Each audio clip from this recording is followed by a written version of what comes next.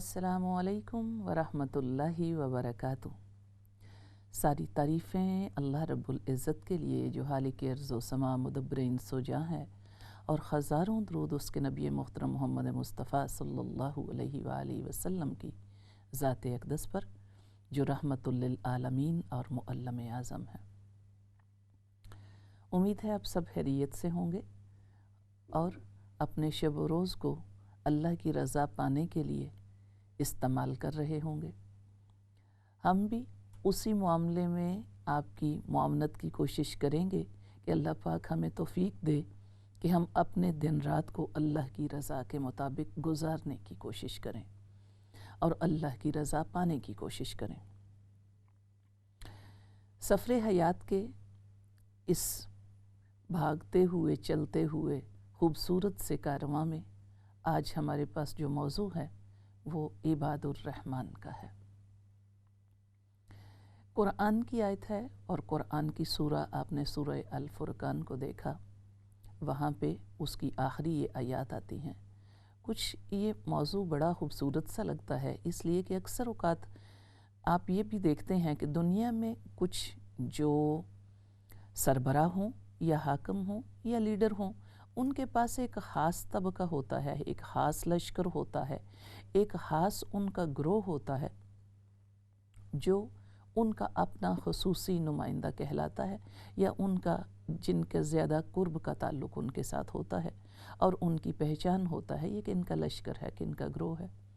जिस तरीके से आप अगर आर्मी में देखते होते हो तो वहाँ पे भी कुछ जो ग्रोह होते हैं या कुछ लश्कर होते हैं, वो ख़ास तौर पे किस जगह पे उनको मुकर्रर किया जाता है, कहाँ पे मुआवन होते हैं।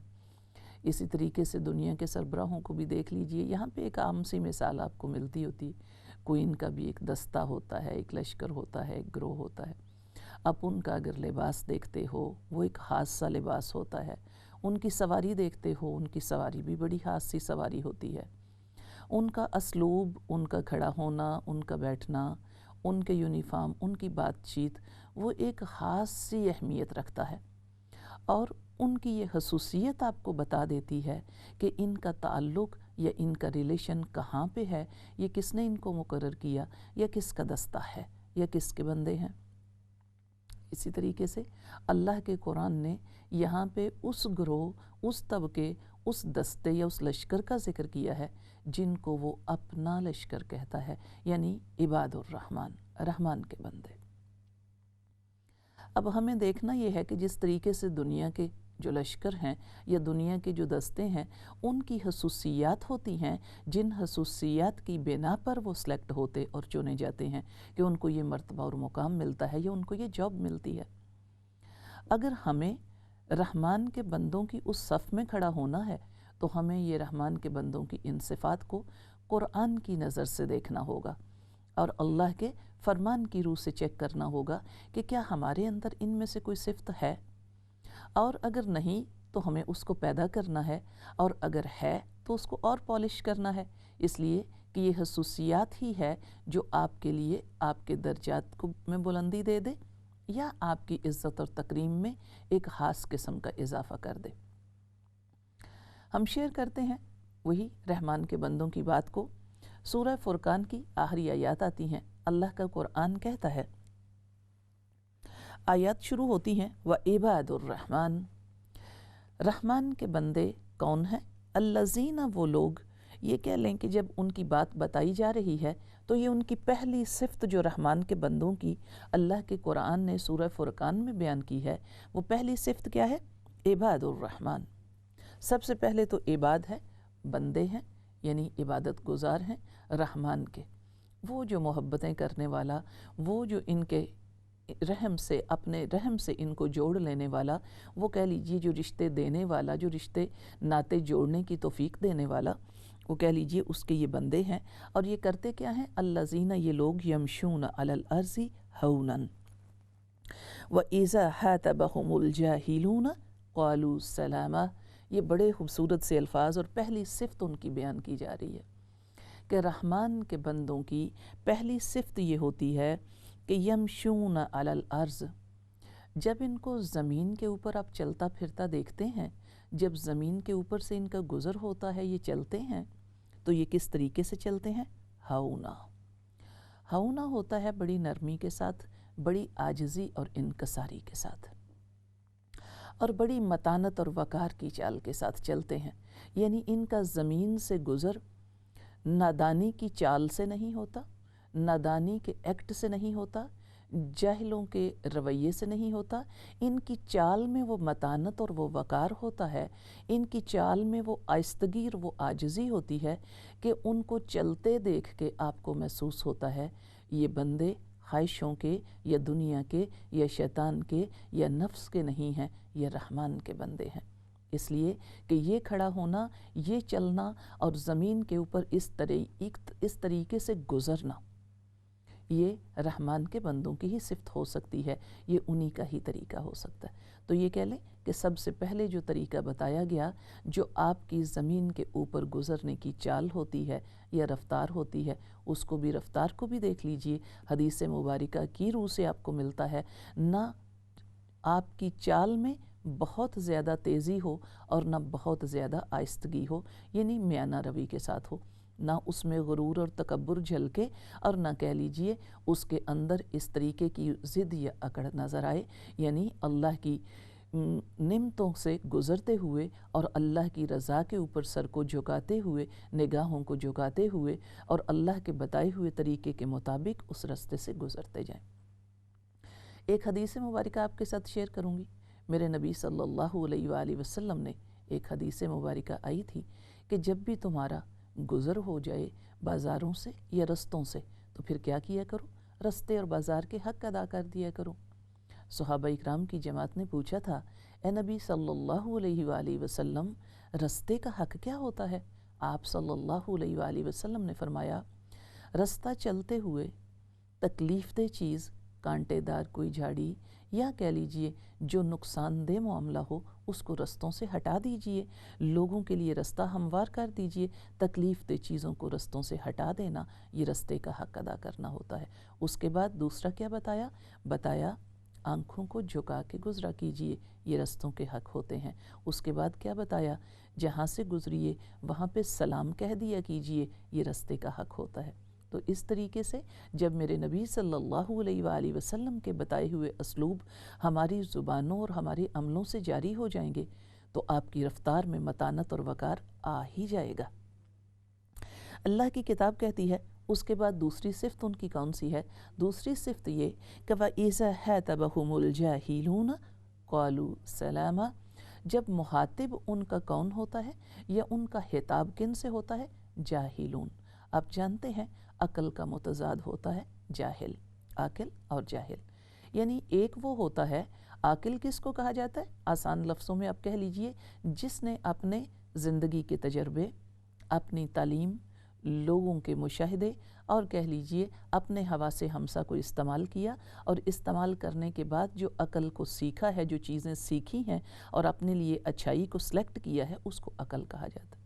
جاہل اس کا اپوزٹ ہوتا ہے، یعنی جس نے نہ تجربات سے کوئی فائدہ اٹھایا، نہ مشاہدات سے اٹھایا، نہ حواس ہمسا کے استعمال سے اس کے اوپر کسی چیز نے کوئی اس کے علم میں اضافہ کیا۔ تو کہہ لیجئے جب ان لوگوں سے، اس طرح کی محفلوں سے، اس طرح کے رستوں سے، اس طرح کی راہ گزروں سے گزر ہو جائے تو جو رحمان کے بندے ہوتے ہیں ان کا گزر کس طریقے سے ہوتا ہے؟ قالوا سلاما۔ وہ سلامتی کے ساتھ گزر جاتے ہیں اور سلام کہتے ہیں۔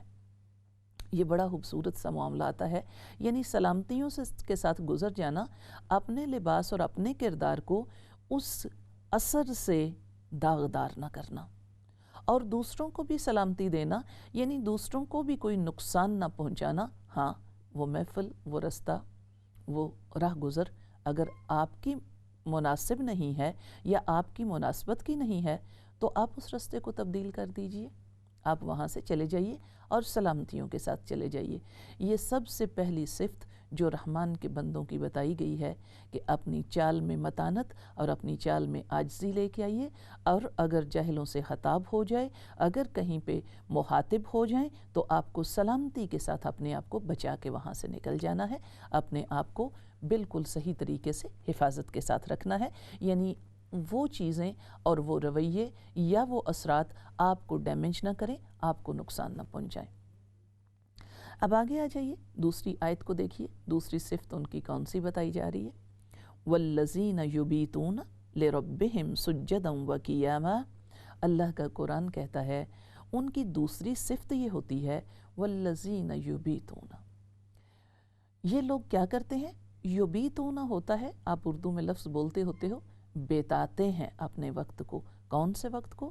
یہ کہہ لیجئے اپنی راتوں کو، اپنے رات کے پچھلے پہر کو، اپنے سحری کے اوقات کو کہاں بتاتے ہیں؟ لربہم سجدن وقیاما، یہ اپنے رب کے آگے سجدے اور قیام میں بتاتے ہیں۔ یہ بڑی خوبصورت سی بات لگتی ہوتی ہے۔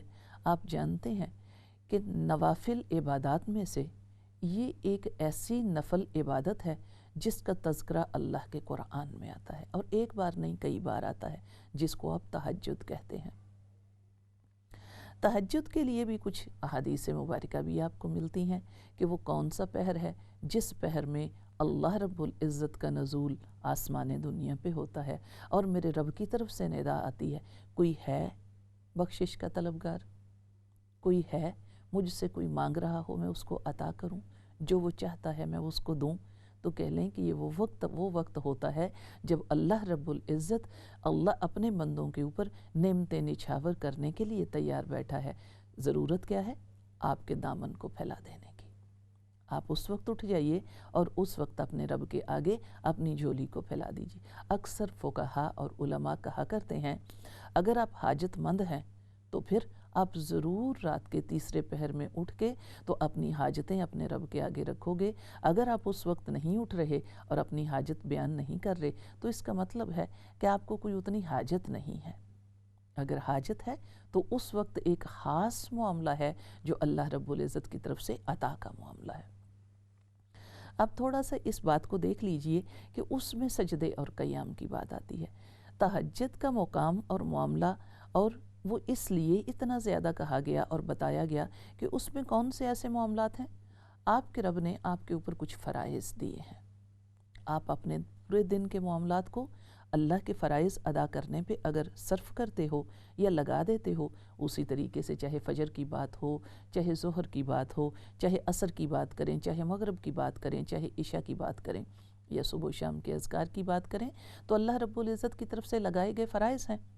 جب اللہ رب العزت نے جہاں پہ جو سجدہ آپ کو حکم دیا تھا آپ نے وہ سجدہ کر دیا، جہاں پہ قیام کا حکم دیا تھا قیام کر دیا، جس سورج کے وقت کے اتار چڑھاؤ کے ساتھ آپ کو فرائض کے حکم دیے تھے آپ نے وہ ادا کر دیے، الحمدللہ فرائض آپ نے مکمل کیے۔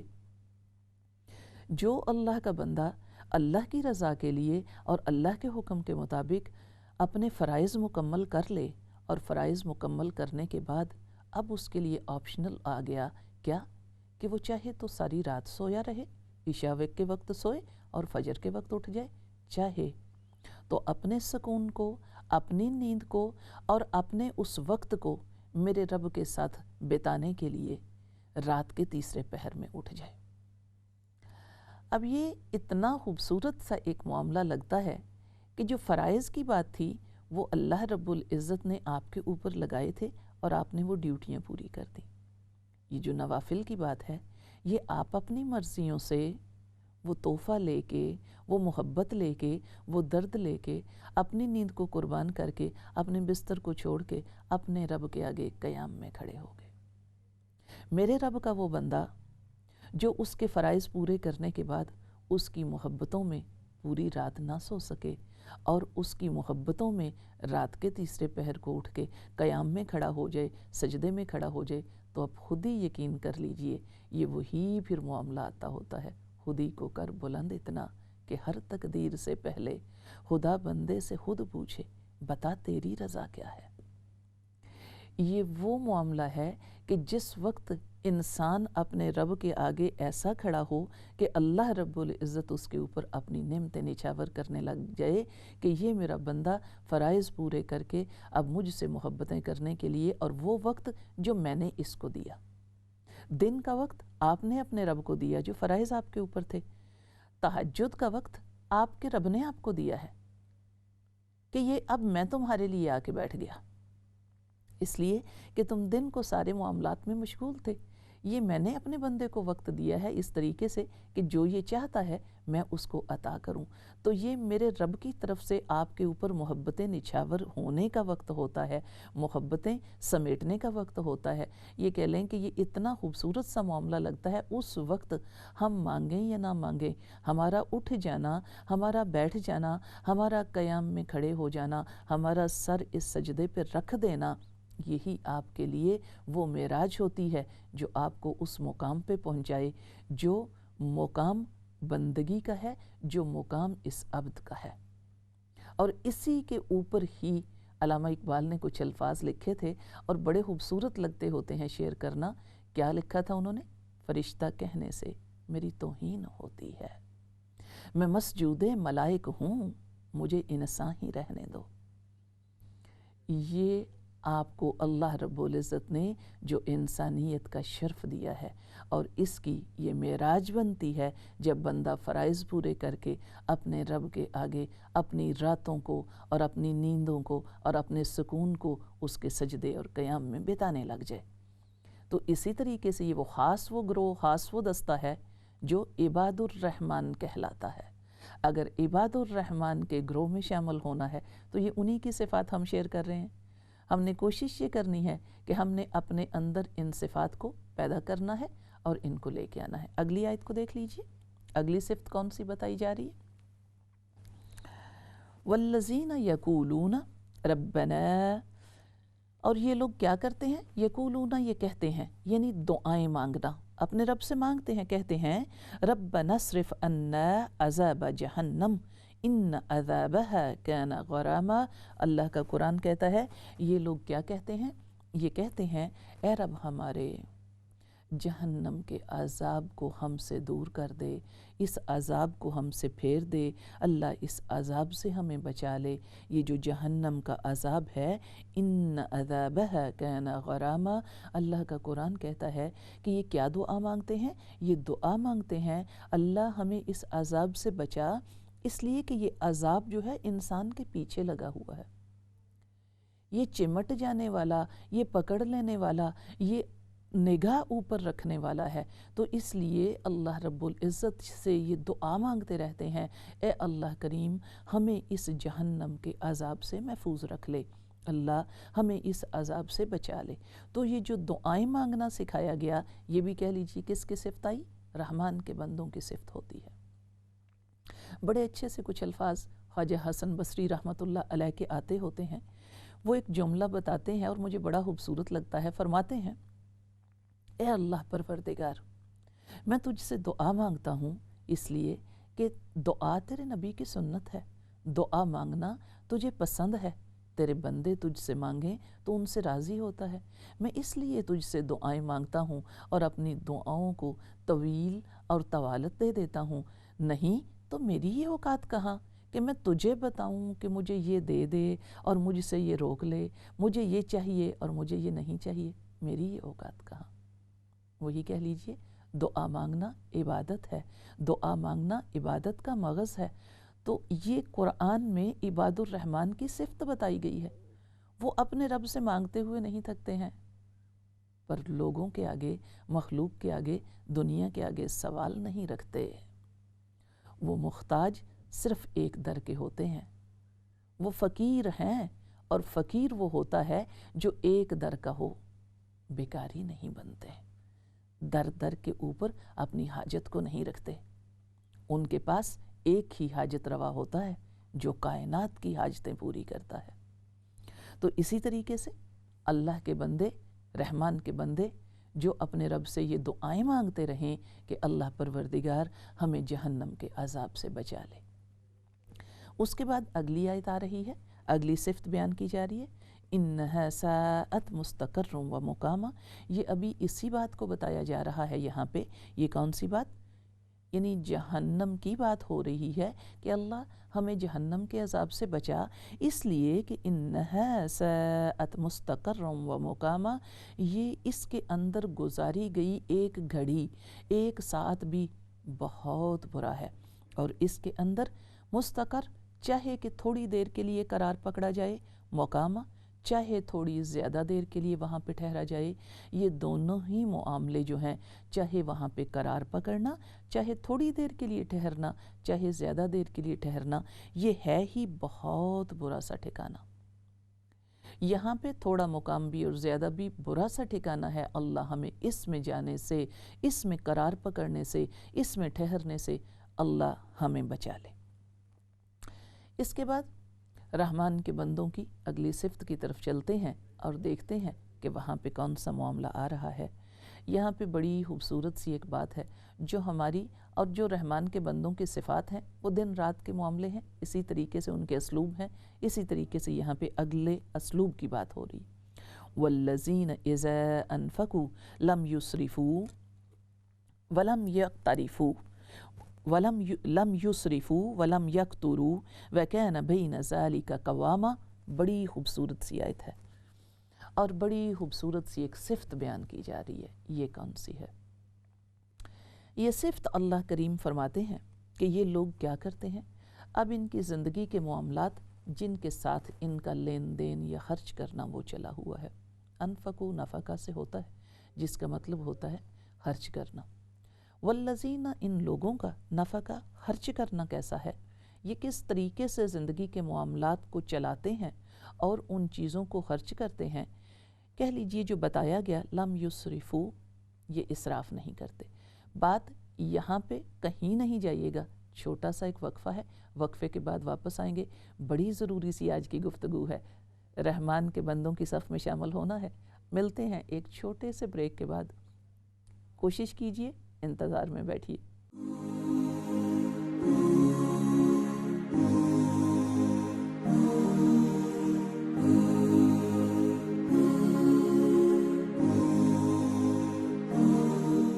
السلام علیکم ورحمۃ اللہ، ویلکم بیک۔ بڑی خوبصورت سی آج ہماری موضوع چل رہا ہے جو رحمان کے بندوں کا، اس کے اوپر بات کر رہے تھے۔ ایک ریمائنڈر آپ کو دے دوں، ٹیلی فون کالز اوپن ہے، کوئی بات کرنا چاہے تو کر سکتا ہے۔ اب اپنی بات کو جاری رکھتے ہیں۔ ہم بات کر رہے تھے رحمان کے بندوں کی صفات کون سی ہیں۔ صفت بیان ہو رہی تھی والذین اذا انفقوا لم یسرفوا ولم یقتروا وکان بین ذلک قواما۔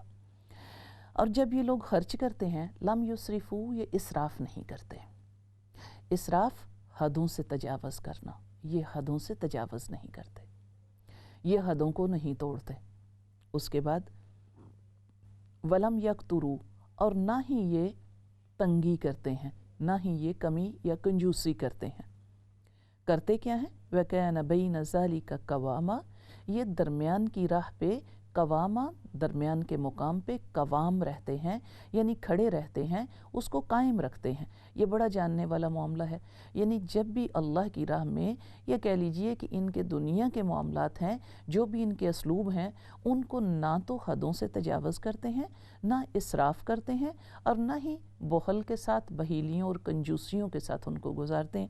قرآن کا ہی ایک، آپ نے پہلے بھی جب ہم قرآن پڑھتے ہیں تو وہاں پہ ایک اسلوب آیا تھا کہ نہ ہی قرآن کا مفہوم آتا ہے آیت کا کہ نہ ہی اپنی ہتھیلیوں کو کھول دیتے ہیں کہ ہتھیلی میں کچھ بھی باقی نہ رہے، اور نہ ہی اپنے ہاتھوں کو اپنی گردن کے ساتھ باندھ لیتے ہیں کہ وہ خرچ کرنے کی طرف چلیں ہی نہ۔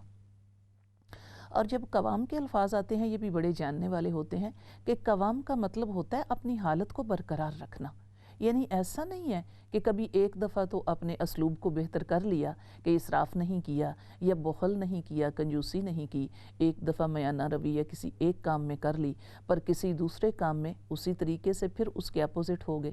تو قوام کی جو بات ہوتی ہے کہ ہمیشہ سے ہر بات کے اوپر، ہر چیز کے اوپر ان کا معاملہ یہ ہوتا ہے کہ وہ نہ تو حدوں سے تجاوز کرتے ہیں، نہ اسراف سے کام لیتے ہیں، اور نہ ہی کنجوسیاں کرتے ہیں، نہ ہی ہاتھوں کو روک لیتے ہیں، درمیان کی حالتوں پہ کھڑے رہتے ہیں۔ جی ابھی ملتے ہیں، ایک بات کرتے ہیں کسی سے، کوئی کالر ہے۔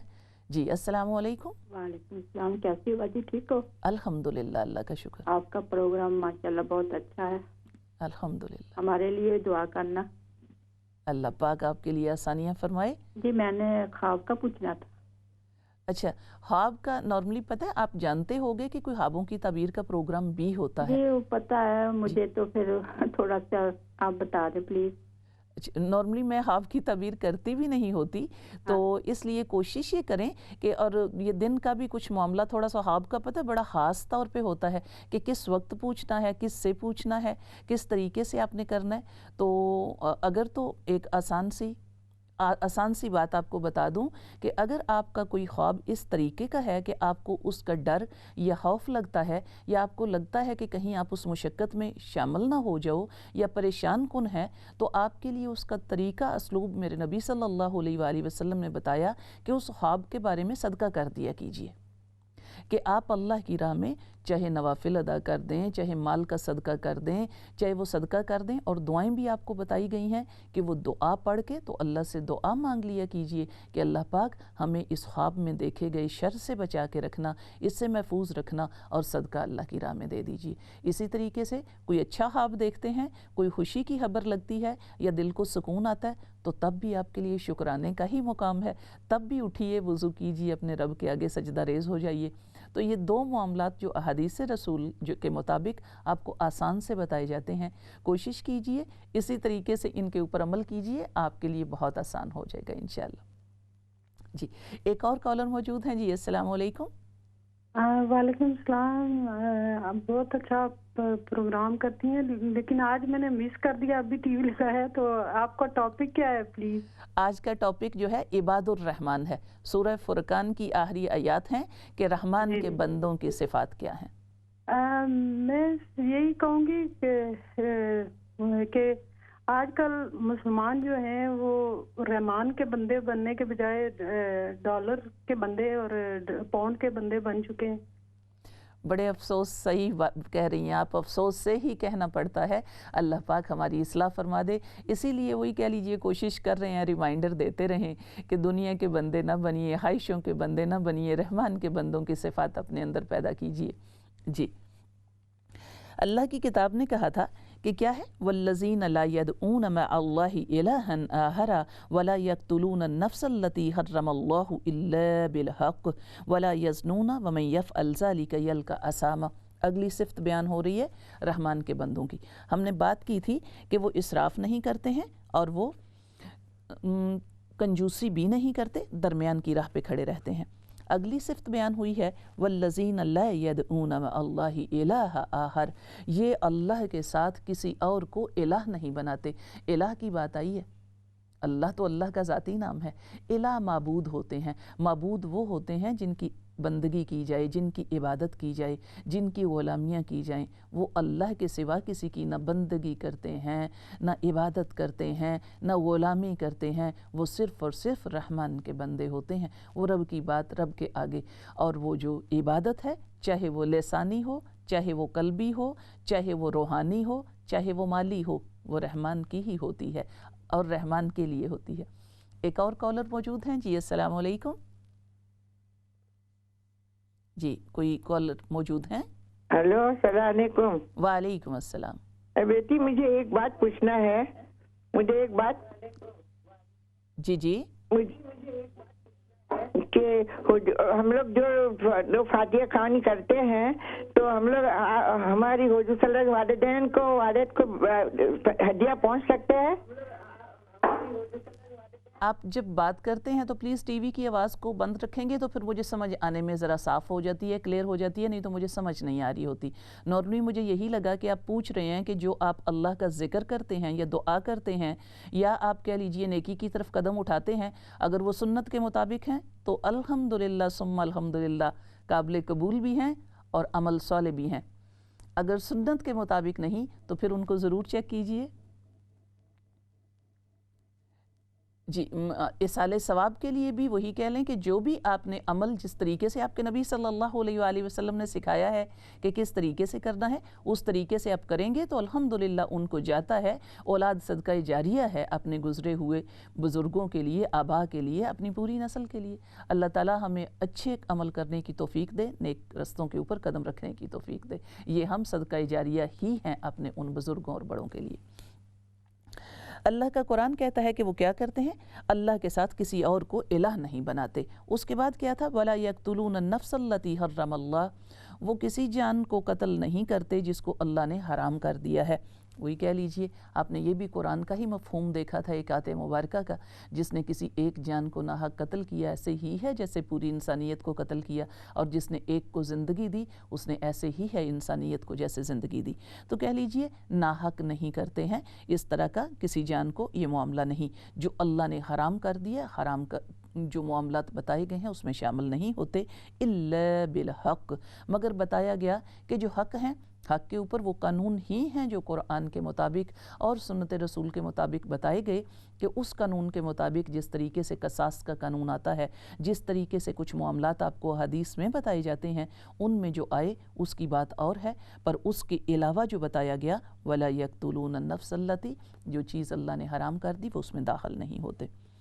वला यज़नून, ये बड़ी जानने वाली बात है, ज़िना नहीं करते। ये बड़ा जानने वाला एक नुक्ता आता है जिसके लिए हदीस मुबारका में कई मामलात आपको बड़ी तफसील से भी बताए जाते हैं कि सिर्फ़ और सिर्फ ख्वाहिशों की पैरवी करके जिस्म को इस्तेमाल करना किसी गलत काम पे, सिर्फ़ और सिर्फ उसको नहीं कहा जाता।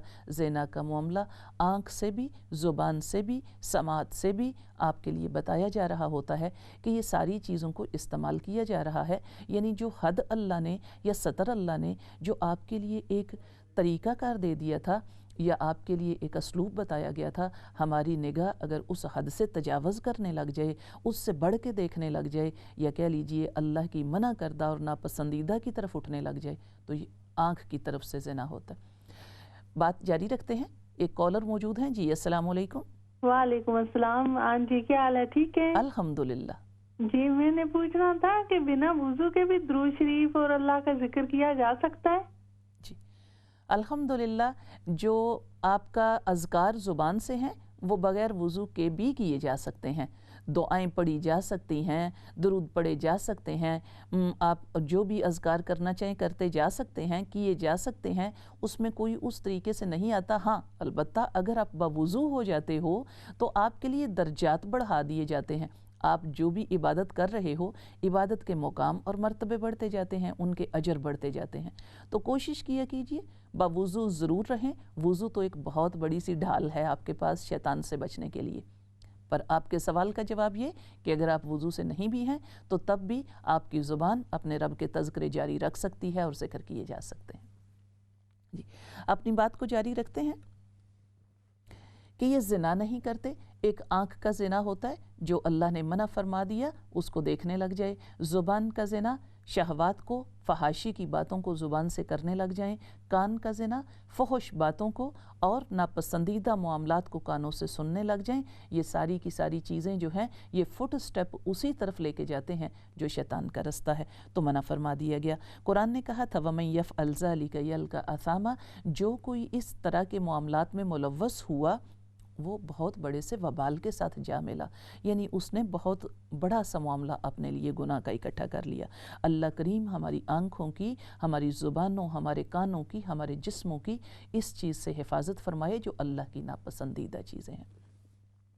युदाअफ़ लहुल अज़ाब यौमल क़ियामा, मेरे रब का कुरान कहता है जो इस तरीके से अपने आप को बचाते नहीं हैं उनके लिए क्या होता है, यानी जो इस मामले में शामिल हो जाते हैं, युज़ाफ़ु लहुल अज़ाब, अल्लाह का कुरान कहता है अल्लाह उनके लिए अज़ाब में इजाफ़े कर देता है। कब? यौमल क़ियामा, क़यामत के दिन। व यख़लुद फ़ीही मुहाना, और ये क्या होगा इनके साथ? यख़लुद, ये हमेशा रहेंगे, फ़ीही मुहाना, ज़लील मुकाम के ऊपर और उस जगह के ऊपर जो रुस्वा करने वाली है। इसलिए शेख सादी का एक जुमला है वो याद रखा कीजिए, मुझे बड़ा खूबसूरत लगता होता है। फरमाते हैं अगर दुनिया में रब की मर्ज़ी के मुताबिक ज़िंदगी गुजारोगे तो अगली ज़िंदगी तुम्हारी मर्ज़ियों के मुताबिक गुजरेगी। जैसे तुम चाहोगे, जहाँ पे तुम बैठना चाहोगे वहाँ पे मेरा रब तुम्हें बिठा देगा। अगर दुनिया में तुमने अपनी मर्ज़ी से ज़िंदगी गुजारी तो वहाँ पे फिर उसकी मर्ज़ी है कहाँ पे कौन सा ठिकाना नसीब करे। तो इसीलिए कोशिश कीजिए कि दुनिया की ज़िंदगी रब की मर्ज़ी के मुताबिक गुजार दें ताकि आगे हमारी मर्ज़ियाँ चल सकें। आगे आ जाइए, अल्लाह का कुरान कहता है इल्ला मन ताबा व आमना व अमिला अमलन सालिहा, قرآن کہتا ہے مگر جن لوگوں نے توبہ کر لی، یعنی اتنا خوبصورت مفہوم آپ کے قرآن کا ملتا ہے جب آغاز صورتوں کے الرحمن الرحیم سے ہوتے ہیں تو وہ بڑی جاننے والی آیات ہوتی ہیں۔ میرا رب اپنے رحم کی اس صفت کے ساتھ بات کر رہا ہے، جب بھی کبھی آپ کو کوئی وہ بات بتائی جائے نافرمانوں کی سزا کی، یقین مان لیجئے اگلی آیت اللہ کے بندوں کی آسانیوں کے لیے آ جاتی ہے۔ قرآن نے بتایا الا من تاب، مگر جن لوگوں نے توبہ کر لی، جو اپنے رب کی طرف پلٹ آئے، جنہوں نے رب کی طرف رجوع کیا۔ ایک کال کے بعد واپس آتے ہیں۔ جی السلام علیکم۔ وعلیکم السلام۔ بجی میں اپنا نام نہیں بتانا چاہتی، مجھے مسئلہ ہے تھوڑا سا، آپ مجھے میری مدد کر سکتی ہیں؟ میں کوشش کرتی ہوں، جی بتائیے آپ۔ جی میرا بچہ ہے، اس کے 3 بچے ہیں، تو وہ ٹھیک نہیں، ان کی گھر صحیح نہیں چل رہا۔ اچھا، تو اس کے لیے تو وہی کہہ رہے ہیں، کچھ پڑھنے واسطے مجھے بتائیں۔ الحمدللہ۔ جی آپ کے لیے جو ماں کی دعا ہے اس کو اپنے رب تک پہنچنے میں کوئی رکاوٹ نہیں ہے۔ ماں کی دعائیں اپنی اولادوں کے لیے، اور وہ دعائیں قرآن نے آپ کے لیے سکھائی ہیں۔ حضرت ابراہیم علیہ السلام کی دعا ربنا ہب لنا من ازواجنا وذریاتنا قرۃ اعین واجعلنا للمتقین اماما، یہ دعائیں آپ کی اولادوں کے لیے، آپ کے گھر والوں کے لیے، ان کے لیے آپ دیکھ لیجئے۔ ایک اور قرآن کے مطابق آپ کے لیے کئی دعائیں آتی ہوتی ہیں، اللہ پاک ہمارے لیے آسانیاں فرما دے۔ قرآن کی جو قرآنی دعائیں ہیں ان کو لیجئے، اور اس کے ساتھ اکثر اوقات ہم بات کرتے ہوتے ہیں سونے پہ سہاگا، میرے نبی صلی اللہ علیہ وآلہ وسلم کی ذات اقدس پر دن رات درود پڑھتے رہیے۔ اس کی فیوز و برکات سے اللہ رحمتیں ہی رحمتیں داخل فرما دیتا ہے، اور آپ کے دلوں کی پریشانیاں دور ہو جاتی ہیں۔ اور اگر کوئی پریشانی ہو بھی تو میرے رب کی رضا کے آگے گزار دیجئے، اس لیے کہ وہ وقت آپ کے لیے جو بھی کوئی کیفیت آتی ہے، یہ یقین رکھیے کہ وہ 2 چیزیں لے کے آئی ہے، اس میں ایک چیز نہیں ہے، 2 چیزیں ہیں۔ اس میں 2 چیزیں کون سی ہیں؟ ایک تو شکر ہوتا ہے اور ایک کفر ہوتا ہے، یعنی یا تو آپ اپنے رب رحمان کے پسندیدہ بن جاتے ہو، اس کے قرب پا لیتے ہو، یا کہہ لیجئے نا امید اور مایوس ہو کے تو شیطان کے پیچھے چل پڑتے ہو۔ کوئی بھی سچویشن آئے، آپ نے کوشش یہ کرنی ہے اس سچویشن سے آپ رب کا قرب پا لو۔ اگر آپ کے نوافل اور دعائیں بڑھ جاتی ہیں، الحمدللہ وہ معاملہ آپ کے لیے رحمت بن کے ہی آتا ہے۔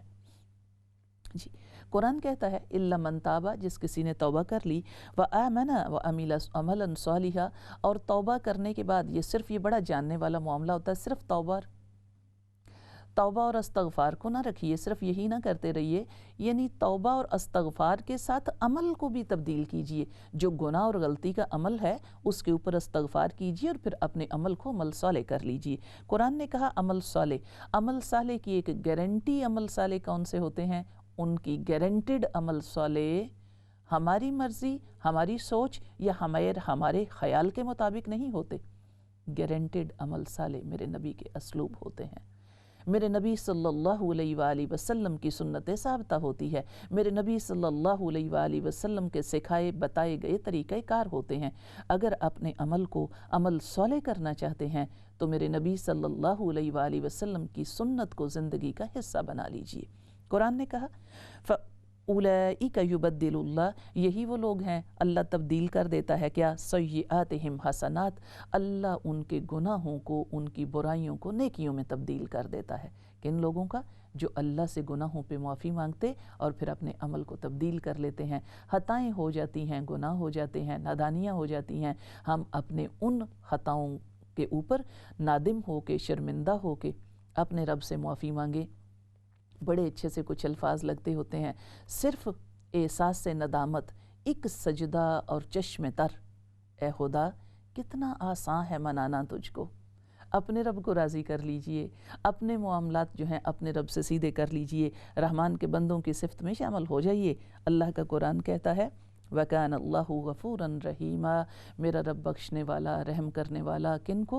جو اپنے رب سے گناہوں کے اوپر توبہ کرتے ہیں اور پھر اپنی اصلاح کر لیتے ہیں۔ وَمَن تَابَ وَعَمِلَ صَالِحًا، اللہ کا قرآن کہتا ہے جس کسی نے توبہ کی اور پھر اپنے عمل کی اصلاح کر لی، فَإِنَّهُ يَتُوبُ إِلَى اللَّهِ مَتَابًا، میرا رب बेशक ज़रूर मेरा रब क्या करता है, उनकी तौबा को कबूल फरमाता है और अल्लाह उनको अपने पास जगह देता है। वो अल्लाह की तरफ लौट आते और अल्लाह उनको जगह दे देता है। बात एक बड़ी प्यारी सी इसमें ऐड कर लीजिए, वल्लज़ीन ला यशहदून ज़ूर व इज़ा मर्रू बिल्लग़्वी मर्रू करामा, जहाँ से हमने शुरू किया था आपका यहाँ पे दोबारा एहतताम भी वहाँ करीब आ गया कि जो लोग झूठी गवाही नहीं देते, झूठी गवाही नहीं सच्ची गवाही देते हैं। और जब लग़्व मामलात से, फजूल नकारा बातों और महफ़िलों से, या उस तरह के कह लीजिए जो महाफिल हैं वहाँ से गुज़रना पड़ जाए तो मर्रू करामा, अपनी इज़्ज़त को बहाल रखते हुए गुज़र जाते हैं, इज़्ज़तों के साथ गुज़र जाते हैं। उन चीज़ों को जिस तरीके से हमारा आगाज़ हुआ था अपनी ज़िंदगी में अपने किरदार में शामिल नहीं करते, अगर गुज़र हो जाए तो तब भी अपने आप को बचा के रखते हैं। यही देख लीजिए, हम अक्सर बात करते हैं दुनिया के अंदर ज़्यादातर चीज़ें, वही कह लीजिए अब सिफ़ात रहमान की जो हमें लोगों में नज़र आ रही हैं वो कम कम लग रही हैं, और ख्वाहिशों की चीज़ें जो हैं वो ज़्यादा फैलती जा रही हैं। हमें कोशिश ये करनी है, हमें इस सफ़र से गुज़रना है, इस राह गुज़र से गुज़रना है, तो किस तरीके से गुज़रना है, इसी तरीके से। इसीलिए हमने आज का जो मौजू मुंतखब किया था कि सफ़र हयात के इस कारवां में रहमान के बंदों की सिफ़ात को अपनी नज़र में रखते हैं और उसके मुताबिक अपनी इस्लाह करते जाते हैं। उसके मुताबिक हम एक एक करके भी अपने उन गुनाहों को अपने से और अपनी नादानियों को उतारते गए, तो एक एक करके भी हमारे अंदर वो मामलात बेहतर होते गए। तो इंशाअल्लाह बड़े खूबसूरत से कुछ अल्फाज लगते होते हैं, लिखने वालों ने लिखे थे, अगर तू नाकारा पत्थर है तो किसी साहिब हुनर के पास बैठ, हो सकता है वो तुझे गोहरे कामल कर दे। साहिब हुनर, अल्लाह के दीन की महफ़िलें, अल्लाह का दीन बयान करने वाले, आपको आपके रब से जोड़ने वाले, आपकी ज़िंदगियों में आपके नबी के फ़रमान को जारी कर देने वाले, दुआ किया कीजिए अल्लाह उनकी इस कोशिश को भी कबूल फ़रमाए, अल्लाह उनको भी अजर दे और अल्लाह उनसे भी राज़ी हो जाए, अल्लाह आपसे भी राज़ी हो जाए, अल्लाह आपके भी एक एक अमल के ऊपर, आपके एक एक कदम के ऊपर, आपकी एक एक मोहब्बत के ऊपर अपनी मोहब्बतें निछावर कर दे। यही कोशिशें हमने करते जाना है और इन्हीं कोशिशों के साथ ज़िंदगी गुजारनी है। मेरे रब के कुरान ने कहा था, मैं तुम्हारी कोशिशों का बड़ा कदरदान हूँ, और अल्लाह हमारी कोशिशों का कदरदान है। नतीजे नहीं मांगता, कोशिश मांग रहा है, नतीजे तो उसके हाथ में है। हमारा मामला सिर्फ कोशिश करने का है। हम ख्वाहिशों की सफ़ में खड़े नहीं होंगे, हम उस सफ़ में खड़े हों जहाँ पे रहमान के बंदों की सिफ़ात आती हैं, जो उनके असलूब होते हैं। इन्हीं कोशिशों में कह लीजिए दिन रात को जारी रखिए, दिन रात को मसरूफ़ कीजिए और कोशिश करें मुझे, मेरे माँ बाप को, मेरी फ़ैमिली को भी अपनी दुआओं में याद रखिए। और सबसे बढ़ के कुछ और भी लोग हैं जो आपको नज़र नहीं आ रहे, इस्लाम चैनल उर्दू वालों को भी अपनी दुआओं में याद रखिएगा। ये उनकी कोशिशें हैं जो हमारे मामलात बेहतर कर रही हैं। फिर मिलेंगे। अस्सलामु अलैकुम व रहमतुल्लाहि व बरकातुहू।